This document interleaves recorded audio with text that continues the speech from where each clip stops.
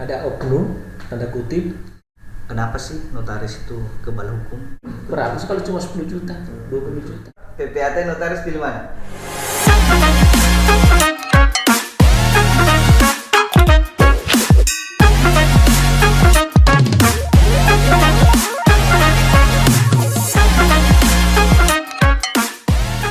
Assalamualaikum warahmatullahi wabarakatuh, sahabat Ganas dimanapun Anda berada. Kali ini kita akan berbicara banyak tentang satu komunitas atau satu perkumpulan yang dimana tepat pada tanggal 1 Juli tahun 2021 merupakan momen sejarah yang dimana organisasi ini berusia di angka 113 tahun. Sungguh luar biasa, usia yang usianya ini lebih tua dibanding negara Indonesia itu sendiri. Dan alhamdulillah bintang tamu pada hari ini tentunya tidak jauh dengan Ikatan Notaris Indonesia. Ada Bapak Asman Aminullah Esa, salah satu notaris senior yang ada di Kabupaten Kolaka. Dan satunya bintang tamu saya adalah Bapak Musrian Saisa MKN yang saat ini sementara berjuang untuk menjadi seorang notaris, dan tentunya juga saat ini dia menjalankan jabatan sebagai pejabat pembuat akta tanah. Apa kabar untuk Pak Asman dan Pak Anca?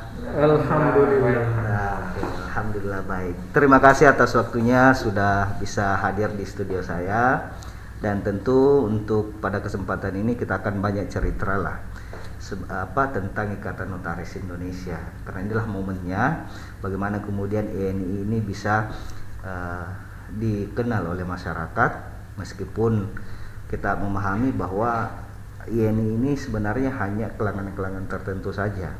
Nah, untuk itu saya mungkin memulai dari Pak Asman dulu. Pak Asman mungkin bisa menceritakan secara umum tentang wadah Ikatan Notaris Indonesia ini. Kalau saya buka ya? Iya, silakan. Ayo mungkin kita buka saja, Mas. Kalau wadah Ikatan Notaris Indonesia itu dia, setahu saya dalam sejarahnya itu kan berdiri tahun 1908. Iya. Jadi jauh sebelum Indonesia merdeka. Yang saya ceritakan ini kan paling yang kita dapat di kuliahan. Betul. Itu saya dapat di kuliahan. Sistem hukum Indonesia itu kan dia tunduk sama pasal peralihan dalam Undang-Undang 45. Jadi semua sistem hukum yang berlaku pada zaman Belanda, Hindia Belanda, yang sistemnya Eropa kontinental, itu mengikuti semua sistem hukum yang ada dalam sejak lahirnya Indonesia merdeka. Pasal 2 peralihan ya, 45. Salah satunya itu adalah lembaga kenotariatan, jadi dalam hal ini notaris itu tetap mengikuti undang-undang yang berlaku pada zaman Hindia Belanda. Gitu. Jadi otomatis beda dengan sistem hukum Anglo-Saxon.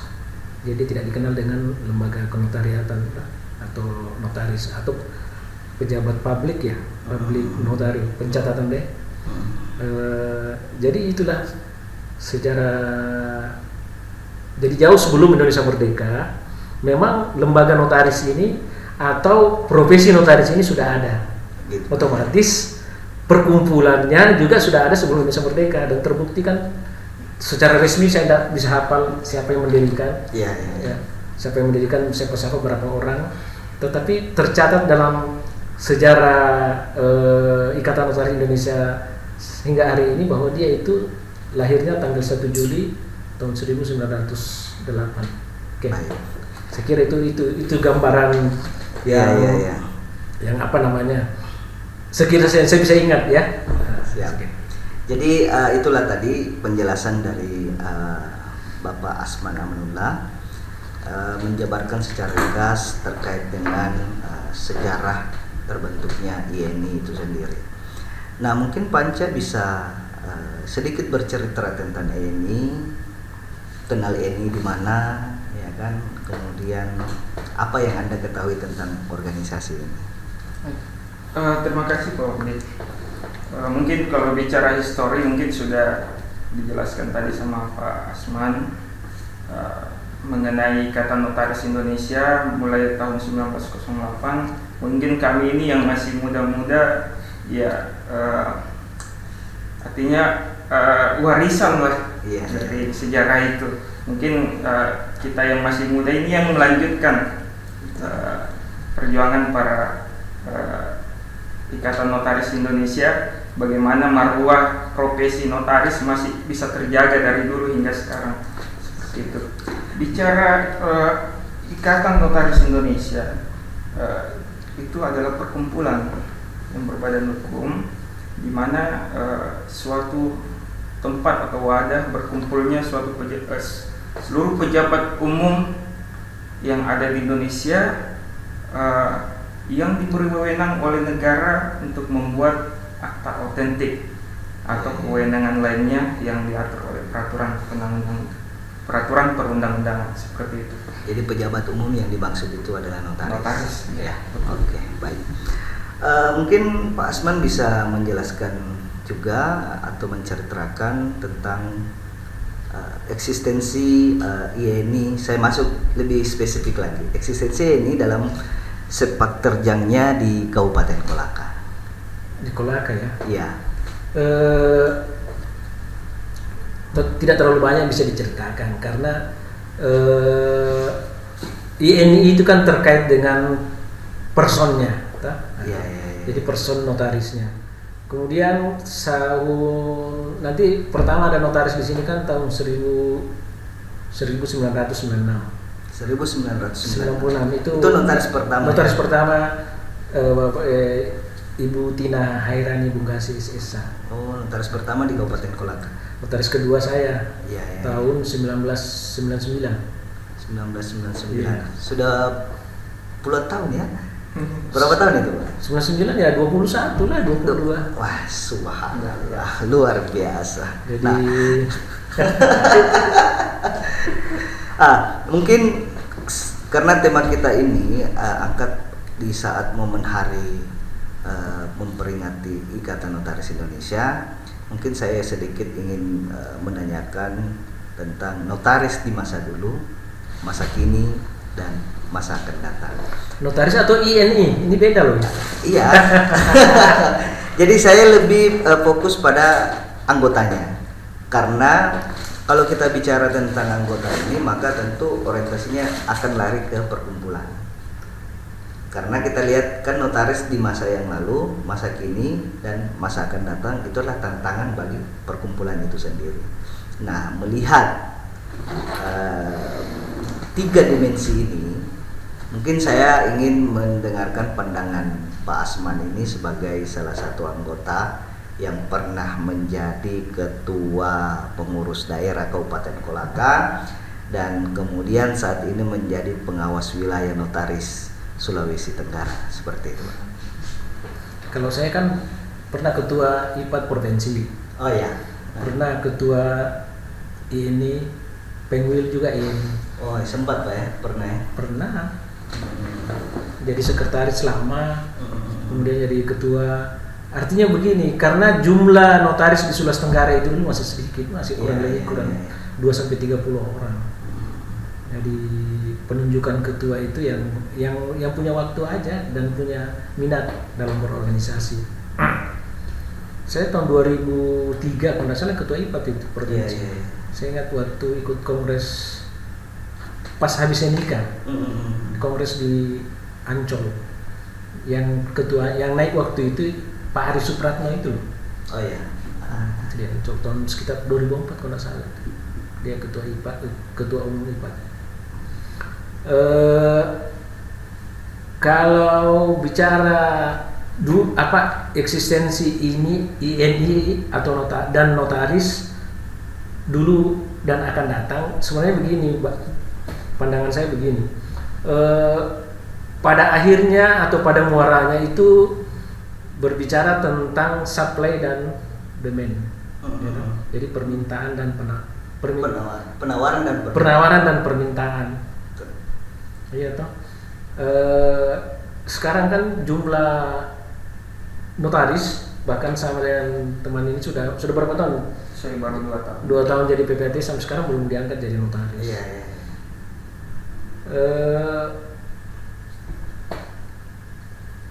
Pasti ada hal-hal yang bisa mendegradasi pelaksanaan dalam rangka dalam rangka pelaksanaan jabatan notaris.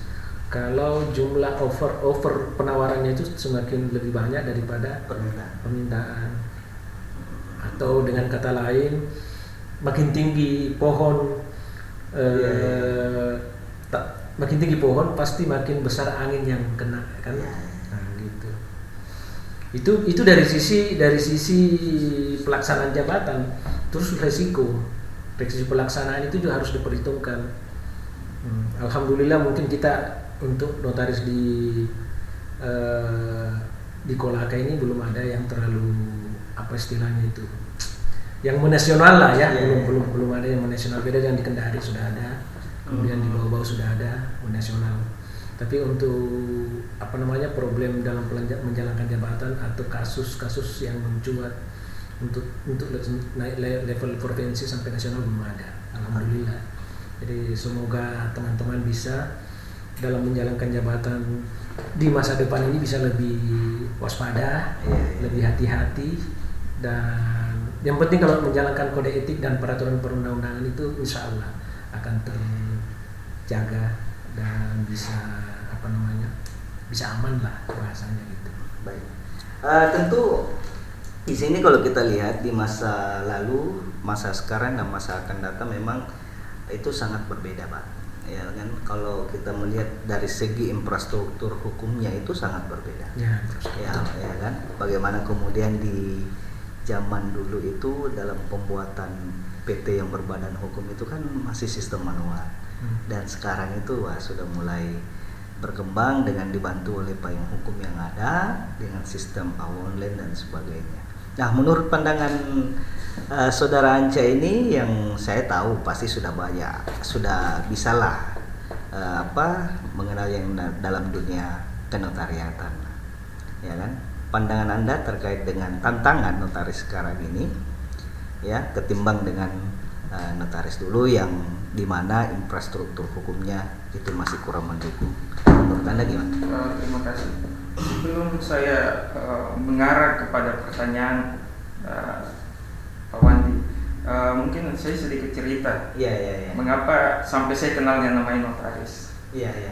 Saya dulunya pernah bekerja sebagai staf di kantor notaris Kendari. Iya. Mungkin dari cara kerja, kemudian saya lihat dari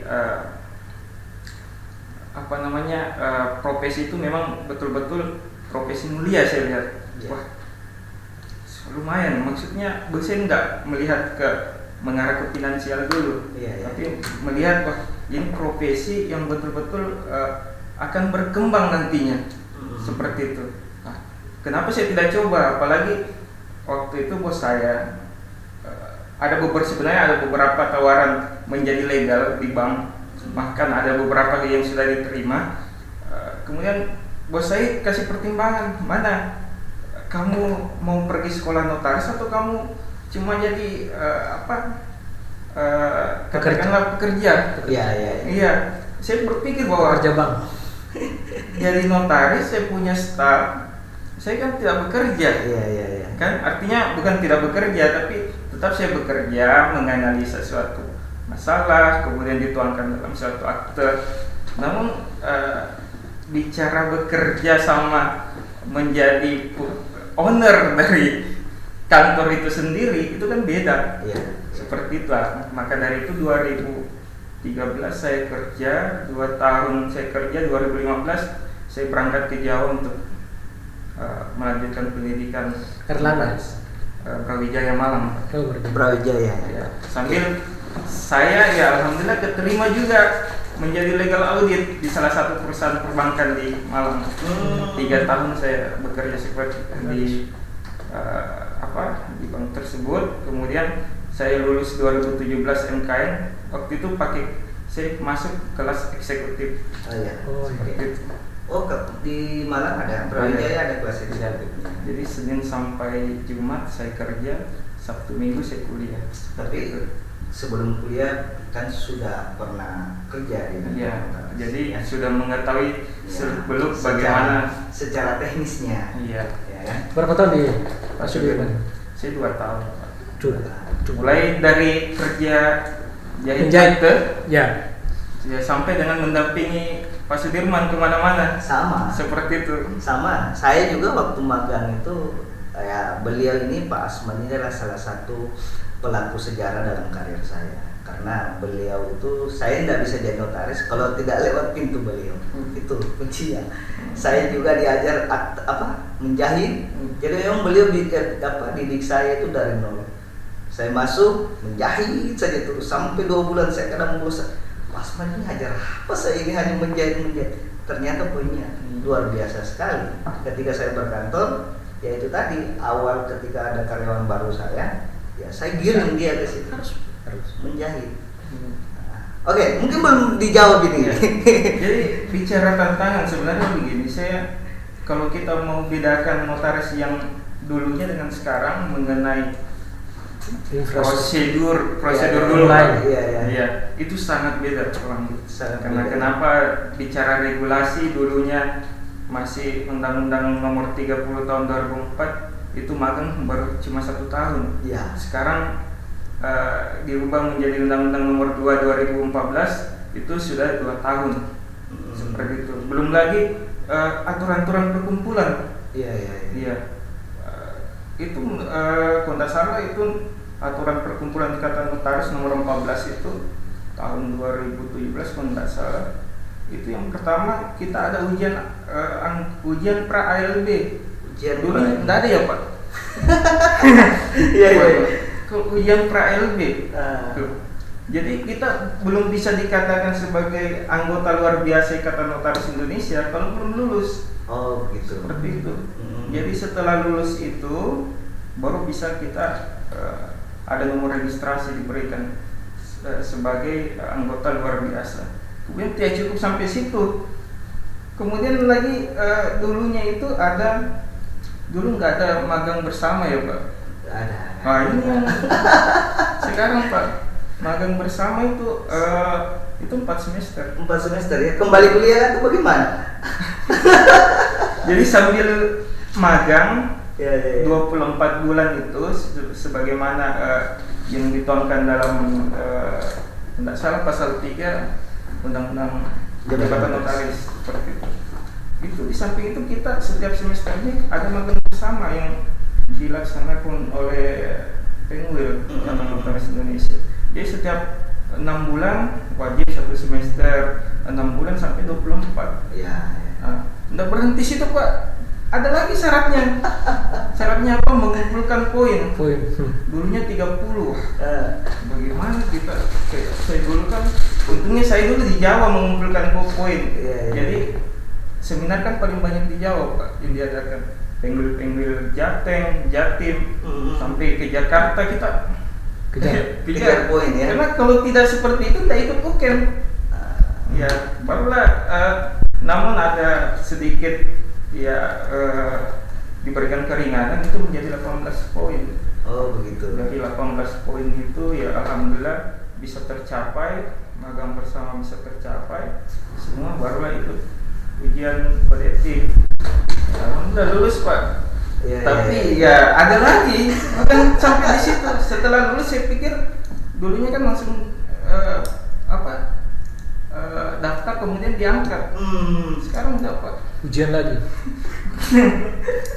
Dulunya waktu sebelum adanya gugatan dari teman-teman ALB waktu itu terkait peraturan Menteri Hukum dan HAM itu ada ujian pengangkatan Pak. Namun dirasa tidak sesuai dengan undang-undang jabatan notaris. Akhirnya kita dimenangkan. Saya lupa putusan Mahkamah Agung waktu itu. Di situ ada ujian pengangkatan, bahkan ada 1 gelombang itu sudah daftar semua, namanya sudah keluar, tinggal mengikuti ujian. Namun pas keluar putusan itu akhirnya dibatalkan. Tapi kita merasa sebenarnya kalau menurut saya saya nggak apa-apa. Itulah bagaimana caranya notaris bisa berkualitas. Kita mengikuti beberapa tes pun ya kami siap. Di situ kan seleksi. Iya, betul. Seperti itu kalau menurut saya. Tapi teman-teman merasa ini merugikan calon calon notaris. Inilah sebenarnya kalau saya melihat dengan cerita Pak Anca ini, EN ini atau Ikatan Notaris Indonesia ini menyadari sepenuhnya bahwa memang tantangan sekarang ini bagaimana kemudian seorang yang menjalankan jabatan sebagai notaris itu harus dari segi integritas, dari segi disiplin ilmu memang harus ditingkatkan.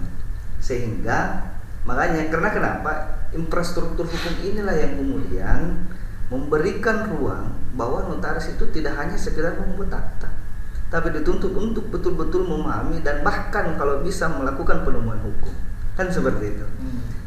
Tapi kalau menurut Pak Asman, kira-kira kalau saya melihat begini Pak, betul tadi Bapak mengatakan bahwa ini persoalan permintaan dan penawaran.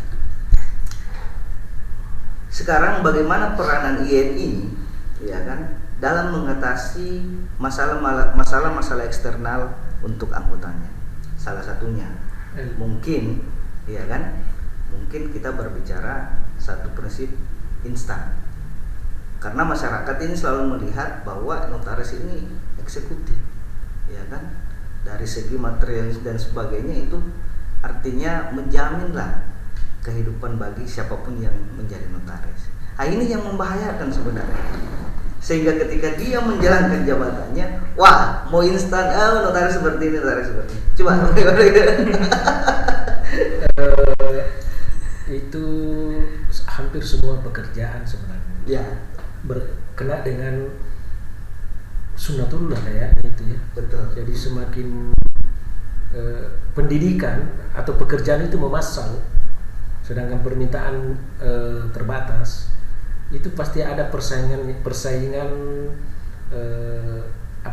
secara alamiah. Iya.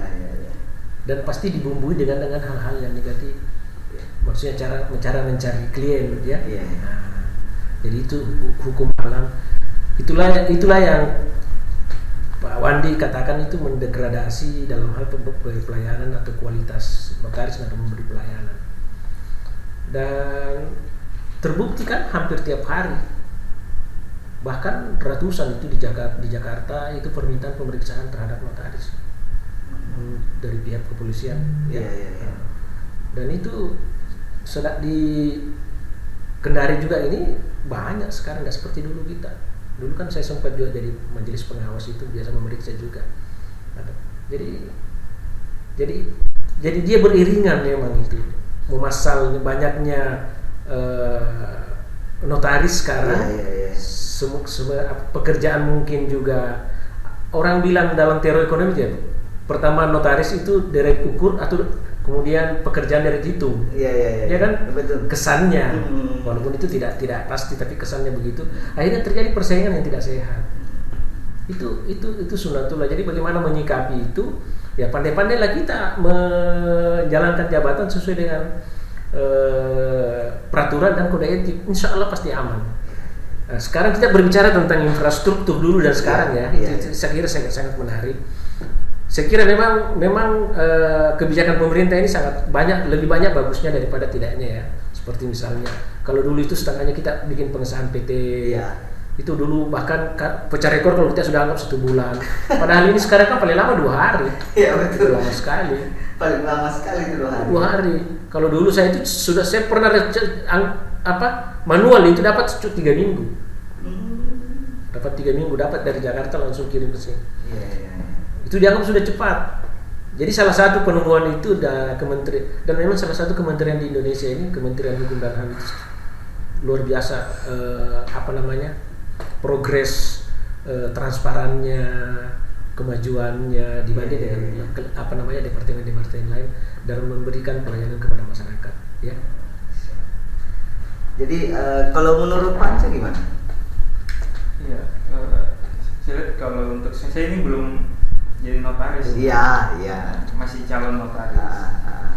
Saya rasa pekerjaan notaris yang ada saya kira ini dengan sistem online semua terbantu seperti itu.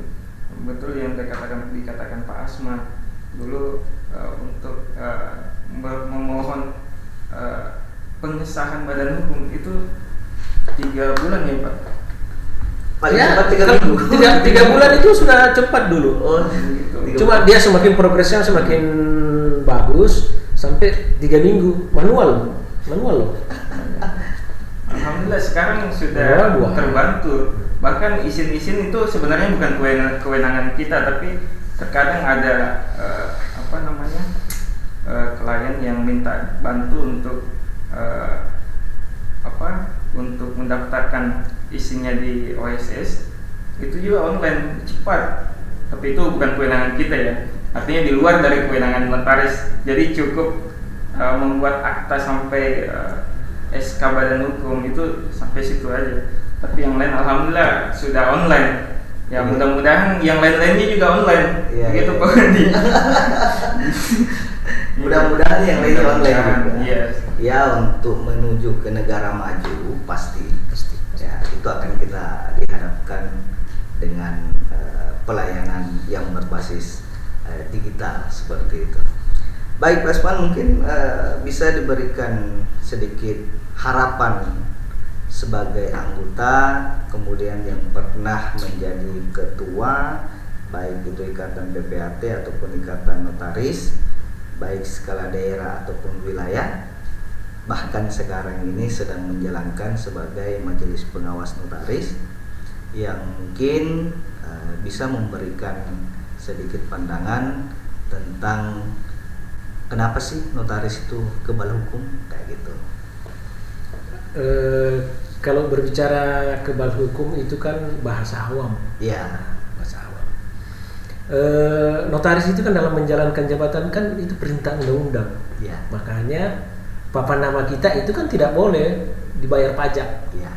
Sama dengan kasus-kasus di tempat lain itu pernah katanya, kalau salah di Unaha itu pernah disurati diminta papan namanya itu diminta pajak reklame. Pajak reklame. Padahal itu kan menurut ada peraturan Mendagri kalau tidak salah itu kan tidak boleh. Dan itu undang-undang yang perintahkan pasang papan nama. Kalau tidak, kau melanggar undang-undang. Ya. Jadi pasang papan nama itu kalau tidak terbalik. Kalau pajak reklame pasang papan nama wajib bayar pajak. Ini tidak bayar, tidak pasang papan nama. Kita melanggar. Itu kan logika hukumnya kan begitu. Nah, itu salah satu bukan kebal hukum lah ya. Salah satu kelebihan, salah satu apa bahasanya itu. Kita ini bukan dalam menjalankan jabatan ini itu perintah undang-undang. Ya, dalam menjalankan jabatan itu perintah undang-undang. Jadi bukan persoalan kita mengambil lahannya. Misalnya PPAT ya, mengambil lahannya Pak Lurah, Pak Camat, ini bukan, ini perintah peraturan pemerintah untuk membuat transaksi akta-akta yang berkaitan dengan tanah. Oke, karena sempat singgung sedikit masalah PPAT, saya mungkin sedikit ini Pak, kasih minta tanggapan dari narasumber saya ini, Pak Asman dan Panca. PPAT notaris pilih mana? Silakan, Anca dulu. Gimana Pak? PPAT notaris pilih mana? Ya. Spontan saja. Oke lah, PPAT. Saya bersyukur Pak. PPAT dulu saya dibandingkan notaris. Notaris dulu baru PPAT. Kalau saya notaris. Saya pun juga notaris. Nah gitu ya. Iya. Oke, sebagai penutup mungkin bisa dikeluarkan satu pandangan tentang harapan ya selaku anggota Ikatan Notaris Indonesia terhadap wadah kita tercinta ini. Saya mulai dari anak muda dulu. Silakan. Harapan saya seperti ini. Mudah-mudahan Dirgahayu 113 Ikatan Notaris Indonesia bisa membawa yang pertama bagaimana solidaritas itu yang terpenting. Ya, mulai dari level Pemda, Pemwil hingga pusat. Ya. Bagaimana caranya organisasi ini merupakan organisasi satu-satunya, tidak ada organisasi versi-versi lain. Ya. Seperti itu, seperti yang ada di profesi-profesi hukum lainnya. Seperti itu. Sebagai anak muda, calon notaris.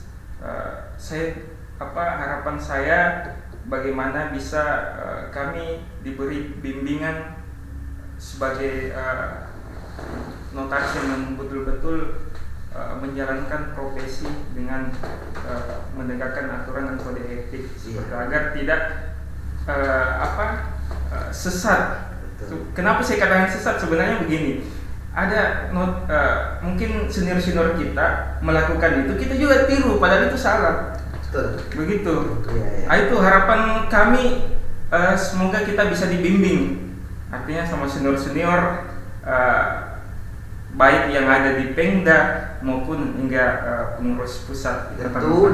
Tentu dengan cara diadakan beberapa kegiatan. Ya, seminar, itu yang saya harap. Ya, kalau itu artinya eksis, saya rasa wah luar biasa ilmu kita ini. Betul. Ya, mungkin saya harap juga untuk Pemda Kolaka itu bisa menghadirkan narasumber pusat.